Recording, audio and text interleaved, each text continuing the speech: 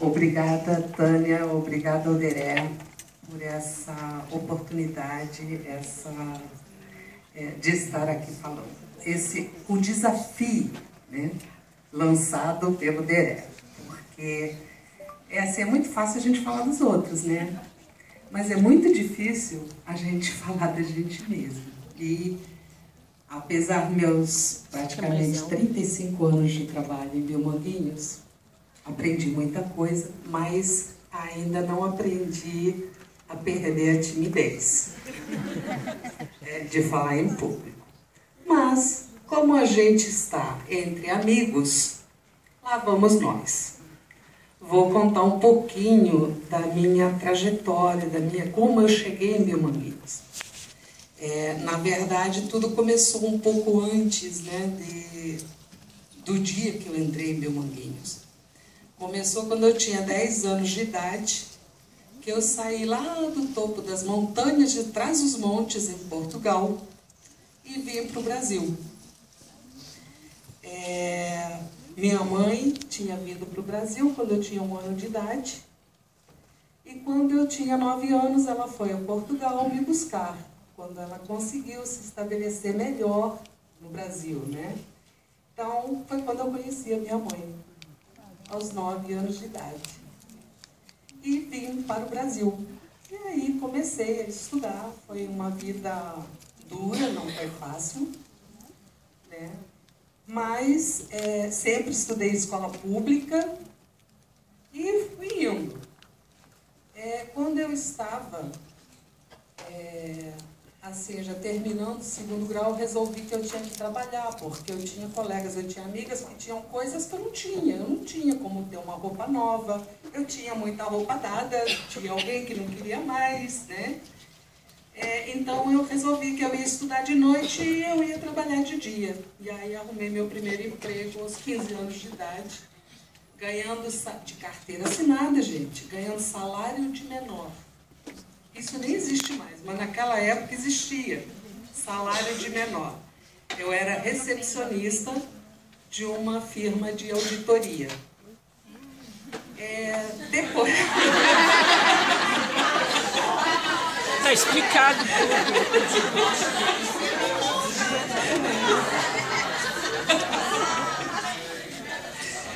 Bom, e aí, quer dizer, aquilo não era o suficiente para mim, né? Eu tinha um sonho, eu queria fazer uma faculdade, mas eu tinha que me preparar melhor, eu tinha que fazer um cursinho. Não tinha, fui lá, como é que a gente faz para fazer um cursinho? Eu não tenho dinheiro para pagar. E aí fiz prova, eu consegui ganhar a bolsa. E aí eu fiz o pré-vestibular no curso Objetivo em São Paulo, gente. Um dos melhores cursos preparatórios para o vestibular. Logicamente, aí eu fiz inscrição, só tinha dinheiro para fazer em 2 lugares. Então eu fiz na USP em São Paulo e fiz na UFRJ no Rio de Janeiro.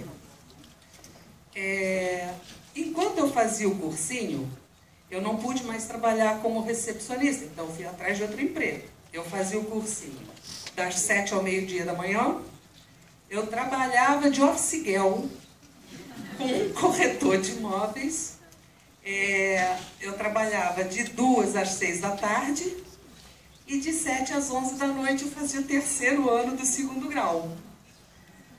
E aí, claro, que quando eu fui fazer vestibular na USP eu rodei, né? Não passei. Mas eu passei no Rio. E aí eu não tive dúvida, é para lá que eu vou. E aqui estou eu, nunca mais quis sair daqui, porque foi paixão à primeira vista do Rio de Janeiro.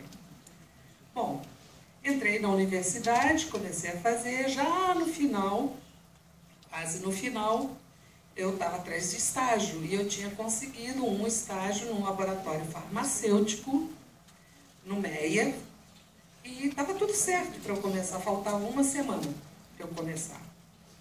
Aí quando eu fui realmente ver, está tudo certo? Não, infelizmente a gente não vai poder te dar o estágio, porque apareceu um rapaz, e como é área de indústria, a gente vai dar a preferência para o rapaz. E eu rodei de novo. Falei, caramba, mas que discriminação, né? E tá tudo bem. Fui em frente. E aí eu fiz o crédito de virologia na farmácia, na faculdade de farmácia. E aí realmente eu me apaixonei, foi a matéria que eu mais gostei a faculdade inteira, né? Virologia. E aí já fui atrás do professor, e aí eu quero um estágio, acabei indo para o departamento de microbiologia, fazer estágio, e virei monitora da carreira, da cadeira de virologia, né? E eu era estagiária de uma pessoa que vocês conhecem, a Rugimar Markovits. Eu fui estagiária dela, ela fazia tese de mestrado lá, e eu fui a estagiária que a ajudava, eu preparava, inoculava os cobaios, os camundongos, eu preparava os antissoros, né?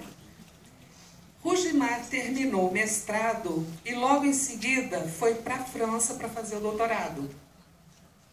E era a época do Congresso de Microbiologia.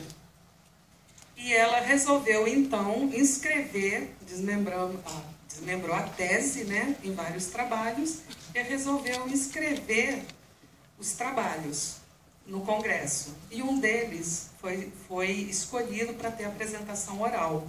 Mas ela estava indo embora. Para quem sobrou? Para mim, quase morri. Apresentação oral de um trabalho. E quem estava, o trabalho era a padronização da reação de fixação de complemento para diagnóstico da poliomielite. Né? Naquela época que só se usava o teste de soro-neutralização, muito mais demorado, a fixação de complemento era na hora. E ela foi embora e fui eu para o congresso. Né? E quem estava assistindo o trabalho foi o Dr. Erma Schetzmaier. E aí, quando eu terminei a apresentação, ele me pediu para conversar, porque estavam na Fiocruz montando um projeto de implantação da produção da vacina da poliomielite, né? E gostaria de conversar. E aí, tá, conversei, havia um acordo de transferência de tecnologia com o Japão. Tudo bem, mas nada acontecia, e nada acontecia, e nada acontecia. Eu fui fazer prova para o mestrado no departamento do Instituto de Microbiologia. Foi uma prova muito dura mesmo, mas consegui passar. E aí estava eu fazendo mestrado, e um belo dia me ligam da Fiocruz, que era para eu me apresentar, para me dar notícia que dali a umas 2 semanas eu teria que embarcar para o Japão para fazer treinamento. Mas eu tinha me casado em dezembro, isso era abril. Eu tinha me casado em dezembro, tinha 3 meses de casada. Eu falei, para o Japão? Quanto tempo? 3 meses. 3 meses? Meu Deus, e eu estou fazendo mestrado, como é que eu vou fazer? E aí foi, né? Eu perguntava, mas e contrato? Quando que eu assino o contrato? Não, contrato a gente vê depois. Primeiro você vai. Foi assim mesmo. Aí, eu vinha fazendo inglês, claro, vinha me preparando, eu já tinha passaporte, porque ele sempre disse que haveria possibilidade de um treinamento fora. E aí fui eu. Aí, na véspera de embarcar, eu vim conversar com ele, pegar as orientações, tudo, e ele me disse, não, agora eu vou te apresentar, você vai conhecer quem vai ser seu chefe. Seu superintendente vai ser Akira Roma. Akira, não é o senhor, não? Não, vai ser Akira Roma. Você vai lá no prédio Rockefeller, no 3º andar, que ele está lá te esperando. Aí fui eu. E aí, gente, ele começou a falar comigo. Ele começou a falar comigo, só que em inglês. Eu não entendia uma palavra do que ele dizia. Nada, nada. E aí ele me perguntava as coisas e eu ficava assim, eu não entendia nada, de tão nervosa que eu estava. Por quê? Iam me mandar para o outro lado do mundo, 3 meses, não tinha emprego, não tinha dinheiro, não tinha nada. Eu ia 3 meses para o outro lado do mundo. E aí? ele virou para mim e me disse, eu nunca vou esquecer as palavras dele. Você está indo porque não tem mais jeito. Você já está com passagem, com tudo na mão. Eu espero que você não morra de fome. Foi assim que eu conheci Akira Roma. Eu saí da sala assim, chorando, mas as lágrimas caíam. E quem tinha ido comigo? Meu marido na época, ele estava junto. E aí eu falava, eu vou rasgar essa porcaria dessa passagem, eu não vou mais para lugar nenhum. E ele me dizia, você vai sim. Você vai sim para provar para esse japonês que fala um inglês horrível que você não é porcaria do jeito que ele está falando. E você vai. Tá, então eu vou, né? Vou fazer o quê? Aí eu fui. Pela primeira vez eu estava andando de avião. Eu nunca tinha andado de avião. Eu vim de Portugal de navio, mas eu nunca tinha saído daqui, né? E aí eu fui, me botaram num voo que saiu do Rio de Janeiro, um voo Cajal, foi por Nova York, parou em Nova York, foi pelo Alasca, parei no Alasca para chegar em Tóquio, para ficar 3 meses. Conclusão, eu chorei daqui até no Japão. 36 horas de voo chorando. Aí eu desembarquei no aeroporto, gente, a coisa mais engraçada. Aquele país sempre foi evoluído demais, né? Eu cheguei, não tinha ninguém me esperando, não. Aí eu desci do avião num corredor, quando eu olho assim, eu vejo meu nome escrito. Aí tinha do lado uma cartinha. Aí peguei a cartinha, dizia para me dirigir ao ponto de encontro, né? O serviço de meeting service, ao serviço de encontro. Fui, né? Cheguei lá, apresentei a cartinha, me deram um bilhete de ônibus, me apontaram onde estava o ônibus e mandaram entrar. Eu fui. Aí quando eu cheguei no centro de Tóquio, que eu desci, aí tinha uma moça me esperando, tudo, aí me levou, né, pro hotel, me explicou tudo. Dali eu fui pagiada, né, tinha uma babá, tudo bem. Mas assim, no laboratório foi ótimo. Uma semana depois que eu já estava lá, o doutor Ito, que era o diretor-geral do laboratório, depois de me sabatinar, perguntar por que não podia botar soro na célula depois que inoculava o vírus, porque não sei o que, ela me sabatinou de tudo que é jeito. Aí ele escreveu para o doutor Akira, dizendo que eu estava indo muito bem. Aí o negócio começou a mudar.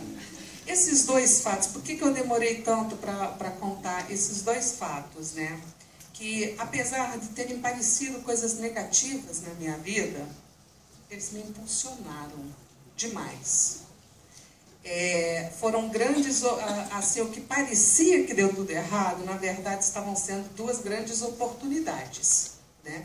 A primeira, de não ter me aceito como estagiária num laboratório farmacêutico, que talvez eu estivesse lá trabalhando num laboratório farmacêutico, né? E a outra, o doutor Akira me dando aquele esporro, porque eu tinha um objetivo na minha vida. Eu vou mostrar para ele que eu não sou essa porcaria. Então, para mim, foram 2 grandes oportunidades e agradeço muito a essas pessoas hoje. Bom, comecei em Biomanguinhos, vim para Biomanguinhos. Fui para o Japão, fiquei 3 meses, retornei em julho, foi 17 de julho. Da semana seguinte chegava um japonês, Dr. Doi, para ficar no laboratório, para a gente começar a montar tudo. E começamos a trabalhar. Fui assinar meu contrato em agosto. Agosto, dia 11 de agosto. Então eu assinei o meu contrato com o Biomanguinhos e aqui estou. Nunca mudei. Não saberia trabalhar em outro lugar que não em Biomanguinhos. Logo que a gente começou a produção, quando eu vi o primeiro lote de vacina pronto, né? O mestrado eu tinha trancado, tá? Na universidade. Quando eu vi o primeiro lote de vacina pronto para sair para a rua, na embalagem, gente, tem um negócio assim, por dentro, uma sensação muito gostosa. E aí eu fui mãe aos 25 anos, né? E aí eu levei minha filha para tomar vacina no posto de saúde. E aí eu vi a minha filha recebendo um lote de vacina que eu tinha participado da produção. Eu falei, gente, esse é o meu caminho. Eu fui no fundão, destranquei o meu mestrado na UFRJ para abandoná-lo. Fui lá, liberei o orientador, pode orientar outra pessoa, porque eu não quero, porque o meu caminho vai ser a produção de vacinas. E assim foi. Levei 20 anos para fazer mestrado de novo. Fui me especializando. Trabalhei com a Helena, Marilena, o pessoal todo na polio, né? Fizemos muita vacina. Aí, quando o Otávio Oliva assumiu a diretoria de Biomanguinhos, ele me convidou e eu fui fiquei como chefe de departamento de produção 1, porque a gente tinha 2 departamentos de produção. Um que era vacinas bacterianas, poliomielite, envasamento e liofilização. E assim foi. Aí depois veio o João Quental e aí unificou. Os 2 departamentos de produção viraram um só, que aí juntou reativos, sarampo, febre amarela, juntou tudo num único departamento de produção, até assim a estrutura foi evoluindo até que foram criadas as vice-diretorias. Eu fiquei como vice-diretora. Aliás, não, antes de vice-diretora eu fui diretora. Quando foi em 95 para 96, a gente começou a ter muitos problemas. Biomanguinhos passou por uma crise monstruosa. A gente perdia vacina e fazia e contaminava, e fazia e contaminava. Foi uma época muito ruim. A Fiocruz discutia fechar Biomanguinhos, né, o CD da Fiocruz. E aí um grupo de pessoas, liderado pelo nosso líder mor, Akira Roma, que estava na OPAS, nos Estados Unidos, resolveu criar um grupo e vamos estudar e fazer uma proposta de um novo modelo de gestão para Biomanguinhos. E assim foi. Foi criado e foi proposto a Fiocruz, olha, a gente vai precisar de um período de transição, mas depois, o resumo é esse, né? O que Biomanguinhos fornecer para o Ministério, os recursos entram para Biomanguinhos, ele reinveste na sua infraestrutura, reinveste na produção e ainda retorna parte para a Fiocruz. E assim foi, não foi fácil. E aí a doutora Akira chama quem para fazer essa transição? Me chama. Por quê? A ideia era trazer um diretor, não eleito, como era na época, mas uma pessoa com experiência em gestão, né? E aí convidaram o Dr. Marcos Oliveira, né, que era especialista em planejamento, tudo, mas ele ia levar 3 meses ainda para se aposentar, né, ele trabalhava na Petrobras, na subsidiária da Petrobras, ele levaria uns 3 meses, então eu teria que fazer essa transição por uns 3 meses. Eu falei, 3 meses só? Só 3 meses. Beleza, 3 meses, virou 1 ano e 3 meses. E aí o grande desafio foi novo regimento interno de Biomanguinhos, vamos discutir, vamos aprovar no CD da Fiocruz. Nesse momento, a Fiocruz queria caçar o voto do diretor de Biomanguinhos no CD da Fiocruz, né, porque não era um diretor eleito. Bom, conclusão, a gente acabou passando por diferença de um voto, mas passou, Biomanguinhos foi crescendo, fomos reinvestindo na produção, e aí foi um marco muito grande, que foi nesse momento o doutor Akira, já com o novo diretor, discutindo e negociando um acordo de transferência de tecnologia com a GlaxoSmithKline, da Bélgica, né? E aí foi quando a gente recebeu a tecnologia da vacina RIB, e aí foi um grande salto para Biomanguinhos. né? Especialmente a área da qualidade. Eu acho que foi uma das áreas que mais ganhou naquele momento, porque nós tivemos que elevar nosso padrão para poder receber. E aí a gente teve que investir ainda mais na qualidade. A qualidade era um departamento pequeno. Rita vinha, olha, há anos, sempre foi uma batalhadora, lutadora para implementar a área da qualidade, de assuntos regulatórios. Foi ela, na área dela, que se cuidou dos primeiros registros dos nossos produtos, né? Não tem como não falar de Rita, né? E aí a gente foi crescendo, e vem outro produto, e eu era vice-diretora, daí o do Marcos Oliveira assumiu, e eu fiquei como vice-diretora de produção até 2006. Aí em 2006, então, eu mudei para a qualidade. Saí da produção e fui ser vice-diretora de qualidade. E aonde eu estou até hoje. E aí, gente, eu acho que eu estou tentando a minha voz aqui, eu acho que eu já falei demais. Ela vai se arrepender de ter me mandado falar, porque se ela deixar eu tenho mais história para contar. Mas eu acho que tá bom, por enquanto, eu cheguei na data de hoje, né? Então, oportunidade, porque a gente tem histórias lindas para ouvir também. Muito obrigada.